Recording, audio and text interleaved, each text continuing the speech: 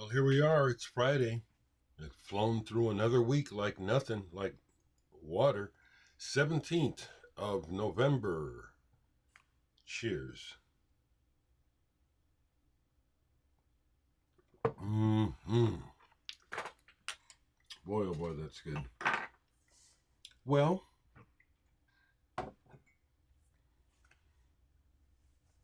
well. Okay, so what is on my plate? What is it? Okay, I'm glad I'm doing this because I want to share something that I would forget otherwise.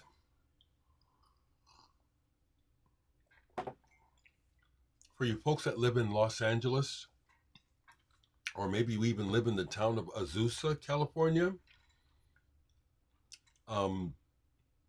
at the Azusa Pacific University Duke Art Gallery currently is an art exhibit by that features my music, not exclusively, but as part of it. Charlie Friedman's Soundtracks for the Future is exhibit where Charlie has assembled 60 guitars, mandolins, and basses. Each one is hooked up with a little motor and pickups, and they're all electronically sent into a MIDI. Pardon my English. I can't even think of what words to say this morning. I'm trying to explain that this exhibit is 60 guitars suspended from wires from the ceiling, attached to motors on each guitar that play music, play compositions where the notes are all divided up between the 60 instruments hanging. So as you walk through the room and the piece is playing, it's like one note will be here, one be there, one be there, one there. A couple of years ago, Charlie Friedman, who's an artist out of New York and Lincoln, Nebraska, had the exhibit in Omaha. And I was approached by the Bemis. I'm a resident,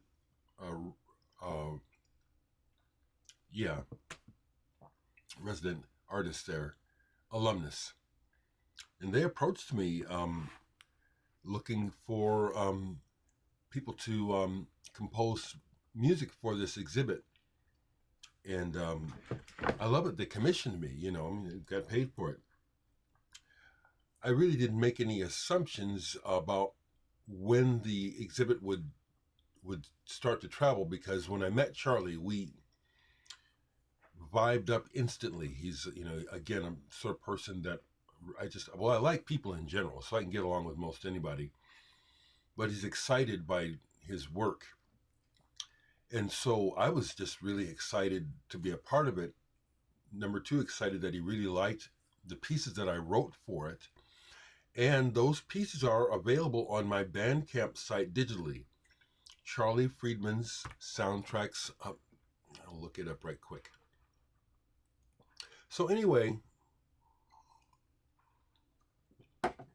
getting to know him and working with him while he was in town doing the exhibit, I said to him, this really will take off. I mean, I've never seen anything like this before.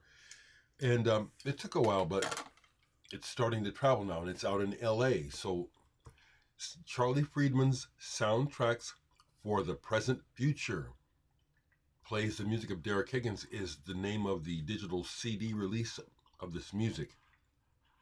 And that's on my Bandcamp site. But again, for you folks out there on the West Coast in LA, I guess this Azusa, California is like 20 miles from downtown LA. Go see the exhibit and hear some of my music in person. Cheers.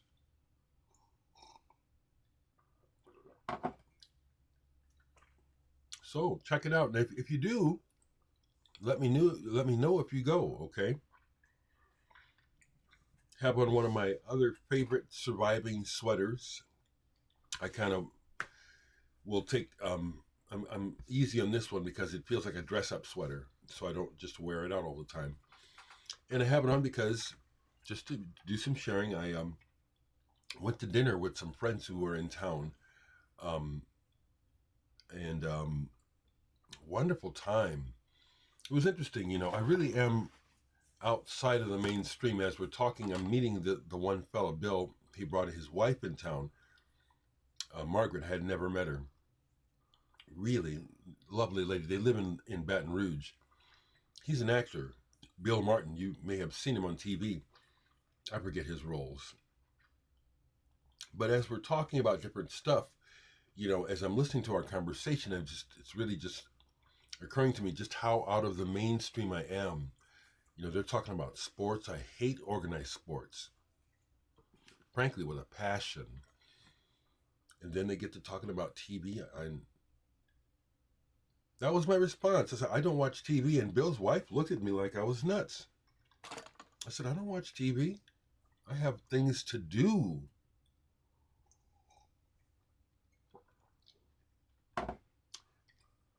It came up through talking about our work, my work, Bill's work.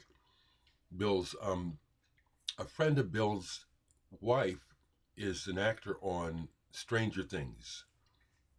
And Bill has applied as an actor for a small part in ongoing Stranger Things. I wish him luck. That's how that came up. But they were talking about some TV shows I never heard of. Don't even care.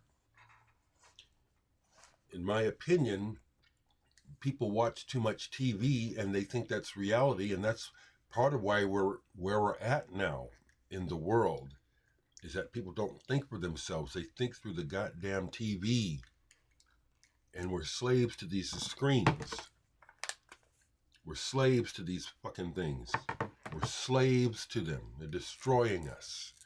Oh, this and that and that. You can use it for this. Yeah, you can use it for that. But this shit is fucking us in the ass. Yeah, it blows my mind that people are so thick they can't see it. It's just right in front of our faces. Love my friends, but that was like, man, I ain't like this. They watch too much TV. Okay, I'll stop.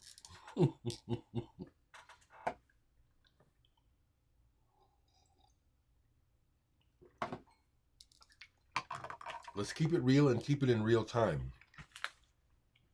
So, I've shown this a couple times, but I can tell that Richard, who runs this label, watches me fairly regularly. Richard, I had an experience with this yesterday. This is good. This goes on my albums of the year list.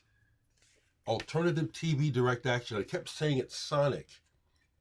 Yesterday I went ahead and said, let me focus on this more because I like it, but it's like, let me really focus on this. This is like some of the classic, and I do mean classic, krautrock and stuff like Conrad Schnitzler, where the folks are probably improvising and making this sound. I hear actual instruments as well as probably some electronics. But yes, there's drumming and there's playing, but it's like it's sonic. It's more than drone. There's droning. It does drone, but it's real active. This is really good. I was saying, damn, I got into this. So, without overstating it, Alternative TV's new album, Direct Action, is awesome. It's fantastic. And honestly, you know, I listen to a lot of music. This goes on my list for albums of the year, along with Slow Dive and Lorraine. Those pop up immediately when I think about releases this year that I really dig. And this alternative TV, it's like, wow. And the other reason why I'm doing this is because as it would play, you know, I don't sit completely, you know, still. I mean, I have to do things, you know. It kept drawing me back into it, and I said, damn, this is good. So, hats off to Fourth Dimension. Good releases. I'd shown you where I just bought this recently, Electric Tommy. Well, I played it all the way through yesterday, and this is good. This is not kitschy. This is good. This goes into my section of electronic music albums. I showed you a bunch a couple of weeks ago. This fits in there where there are gestures to keep the music entertaining, but the arrangements of the songs are actually, wow, this is good. Good playing, good jazz playing. It's a good one. Let's just riff on it. I'd seen someone showing this album in one of the progressive rock groups. I never see this album, so I burned a copy of it years ago and made a cover. Circus 1. I think it's a UK progressive rock band. I think they're still going. I looked them up. This is good. It's all big and overblown, and the keyboards and stuff. And the vocals, which, again, it's like, boy, just be quiet. Because the music is really good. Circus with a K. Good one. Good one. Okay.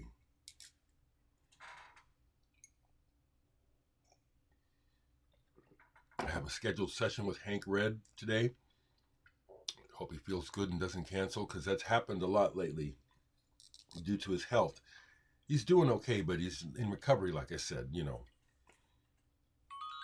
So hopefully that was just my friend's wife who I met. She bought Interlude. This guy just got the sale. How about that? That's nice. She bought my new album. Yes. I love it.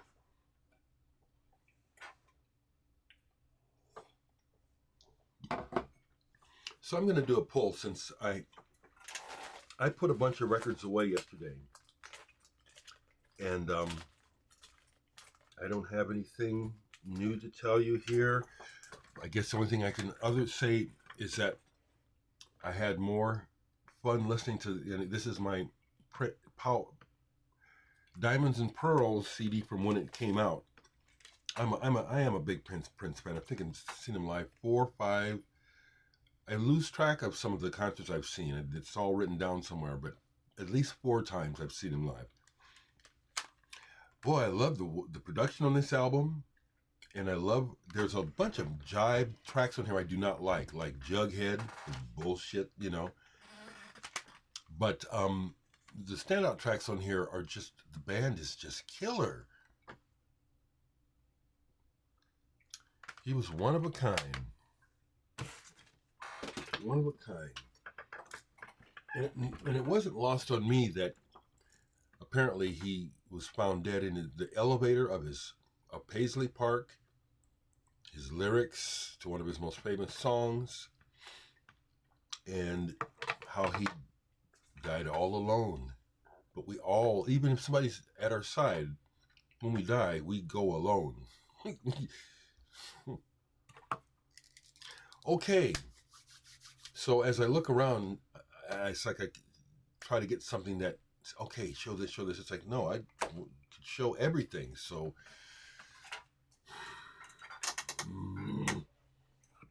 the stuff is right here. So, and yet at the same time, it's so, oh man, all this stuff is good. I love it all. I love it all. So let's go here, because I don't have as many of his records that I would like to think I did. Okay. Okay. So let's take a look at this. Let's take a look at, what is this? This is mostly Herbie Hancock. And I'm still missing a lot of his record.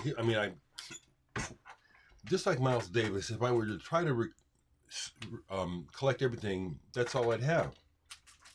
So I grabbed this, but let's see what came up. Kip Hancock, you guys know this guy. That's Jack Bruce on the cover there. Vertical's Currency. I forget Kip's background, but he's one of those kind of musicians who is a really good writer, seems to have an international base, works with some of the best musicians in music. It's jazzy, but also world. There's world music, you know, like Brazilian influences. And this is very good. Steve Swallow is also on here. David Murray, Milton Cardona, you know what I'm saying? Top musicians. Okay. These aren't in order, but this is my Herbie Hancock section. Perfect Machine. Vibe Alive was, this is produced by Bill Laswell. And Vibe Alive is something I think I heard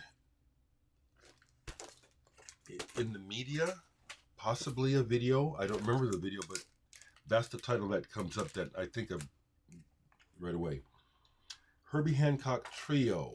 This is something that was originally released in Japan only. This is a Record Store Day reissue with Tony Williams and Ron Carter. Again, these folks really have simpatico because they played together so much. They have this way of communicating, and it's always enjoyable.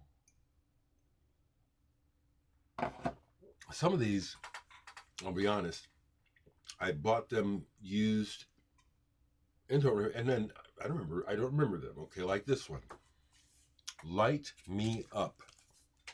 You know, there's a period when Herbie Hancock, once he became popular through that video,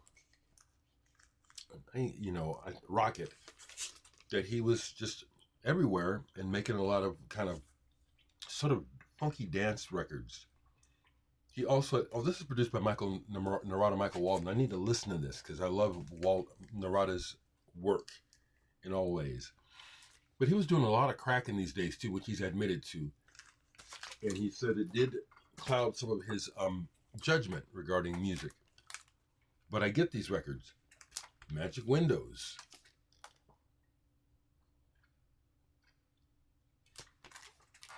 I have a session with Hank today in a few hours, and I'm seriously hoping that he doesn't cancel. So this is what I plan to do, waiting to get together with Hank today, is go through these Herbie Hancock records. I don't remember those I just played. I showed you. I don't remember them. I remember this one, Monster. Got to meet Herbie Hancock. I've seen him in concert twice. The second time I saw him, I got to meet him and hang out with him backstage and having a conversation. I have a picture of us.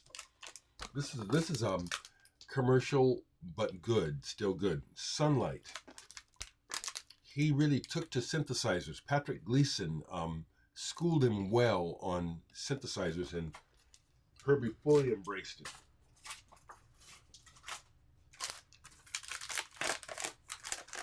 Okay, there's more sticking together, but I'm going to preserve these for now.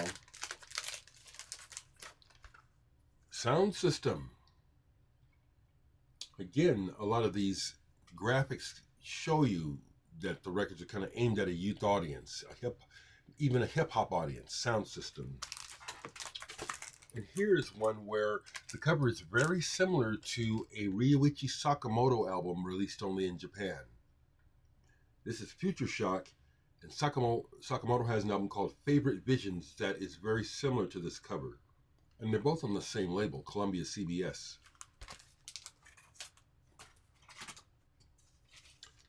Live album. Basically you could call it a bootleg, but it's official. You know, this is an old live recording that it's got a barcode and stuff, but live in Nice, France with the Mwandishi band. I love that version That's really where I became aware of Herbie Hancock. Was the album one, Mishi, we're coming to it. Here's the Quintet, where I recently bought a copy of this. Not sure if I had it or not.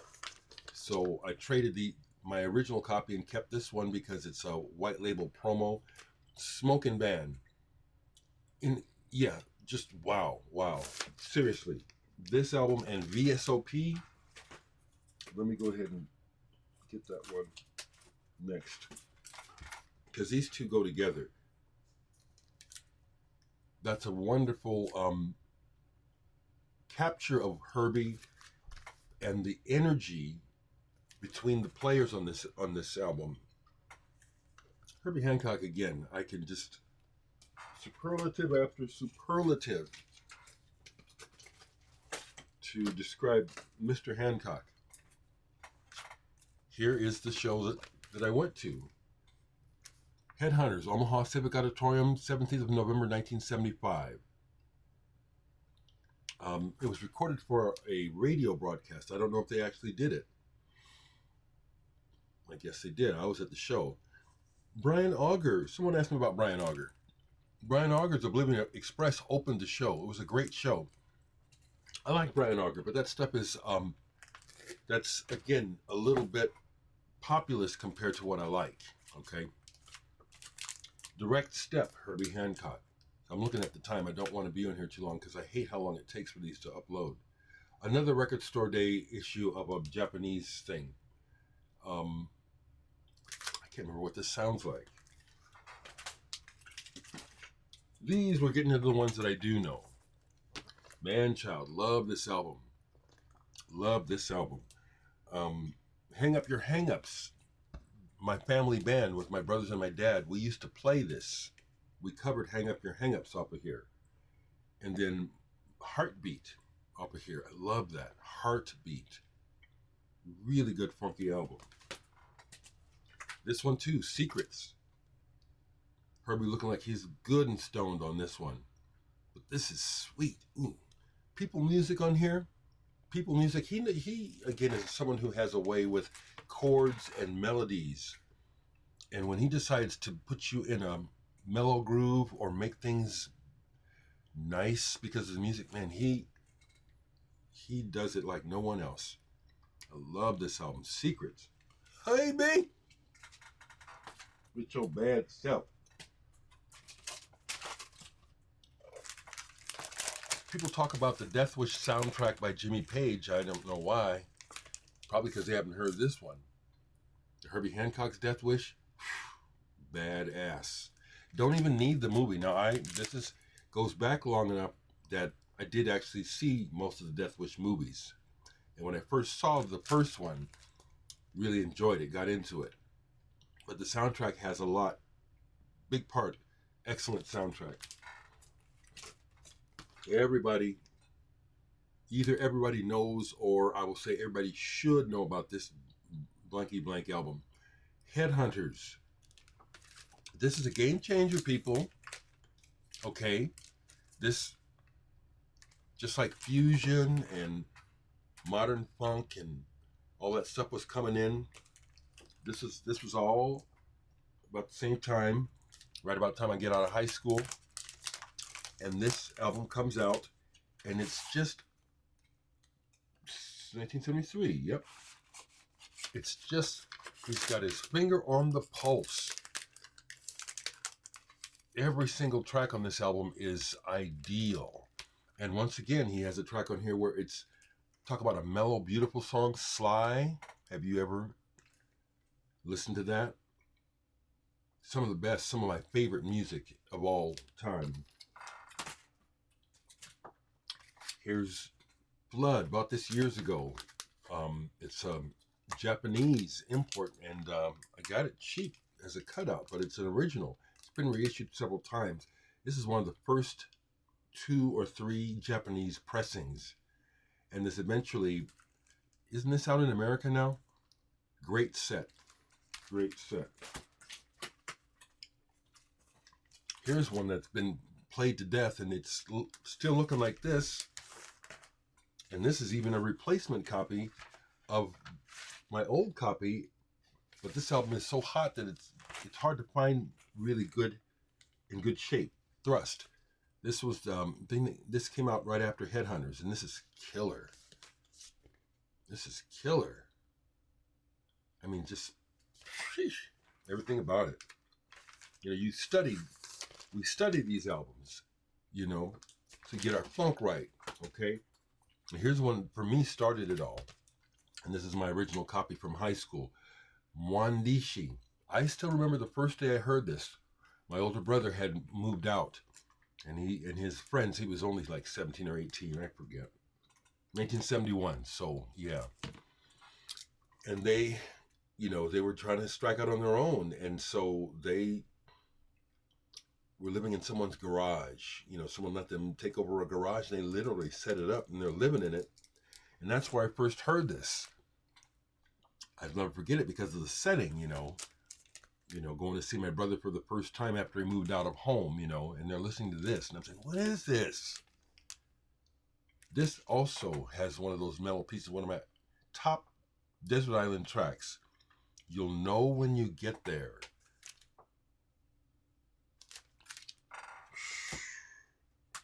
Okay. Treasure Chest.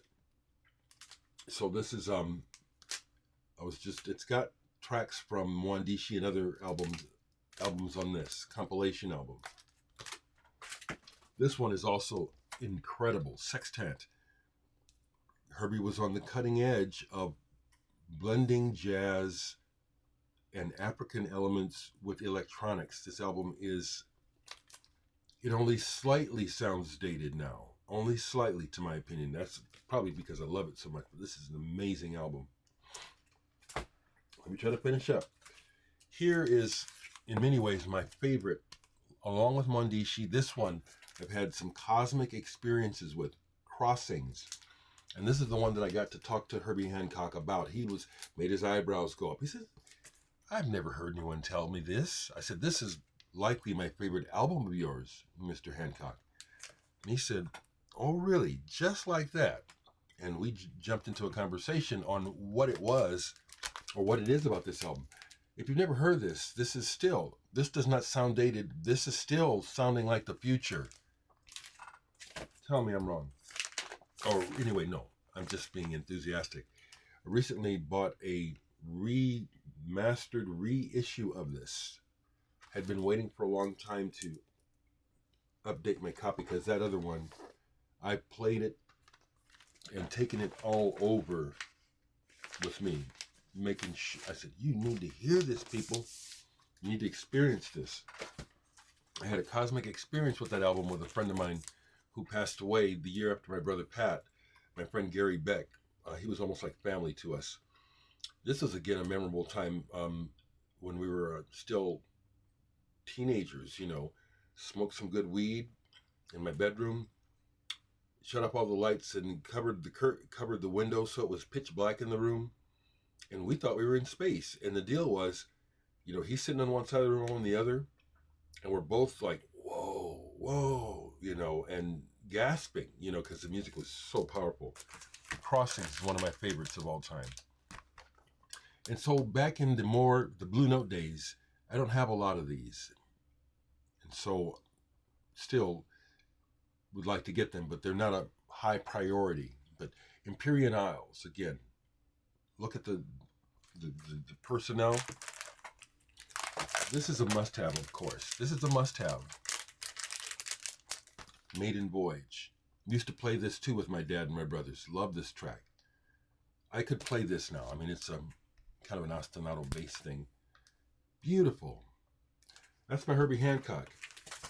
What's next to them on the shelf? Slide Hampton Octet. Sister Salvation. This is an album of mine. This is an album of my younger brother's that I inherited when he passed away. I have not played this. It's an original. It's not too bad a shit. Oh no. Yeah. This is one of my brother's records. I haven't even played this, so I got stuff to do, people. And the last thing I'll show is Gunter Hle, jazz musician from Germany, primarily, not primarily, but he played vibraphone, flute, bass clarinet. Interesting cat. Done some amazing work with Anthony Braxton in the early days. And this is one that I couldn't describe it to you. There you go, folks. Man, a whole half hour. It's Friday. So, as I said at the beginning of the video, I've got music on exhibit out in California. If you're in that area, go check it out. Have a good weekend, family. You know I love you.